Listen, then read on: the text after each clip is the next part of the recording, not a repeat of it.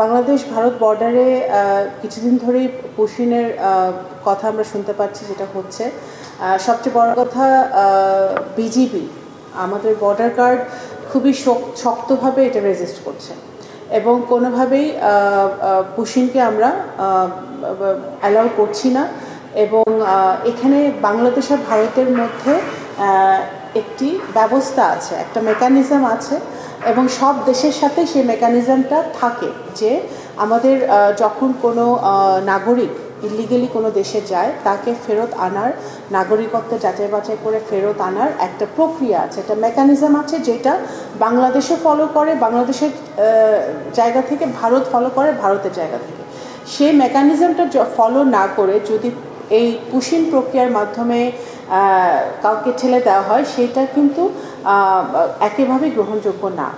ইতিমধ্যে আমরা 12 থেকে 13টা চিঠি দিয়েছি দিল্লিকে। ভারতকে চিঠি দেওয়া হয়েছে পররাষ্ট্র মন্ত্রণালয় থেকে এবং বিজিবি সজাগ আছে এবং কোনোভাবেই এটা আমরা অ্যালাউ করছি না। যদি বাংলাদেশি কোনো নাগরিক ভারতে অবস্থান করে যাকে ফেরত আনতে হবে, রিসেন্টলি কিন্তু আমরা চেন্নাই থেকে 34 জনকে আমরা ফেরত এনেছি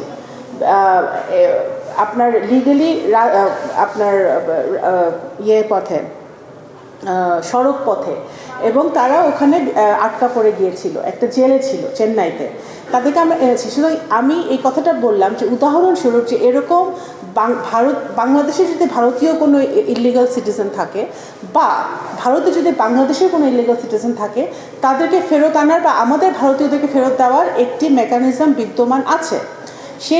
সেই বিদ্যমান মেকানিজমটা, ডিপ্লোমেসিটা অবলম্বন করেই ভারতকে আমাদের সাথে কাজ করতে হবে, কথা বলতে হবে এবং বাংলাদেশও সেটা করবে।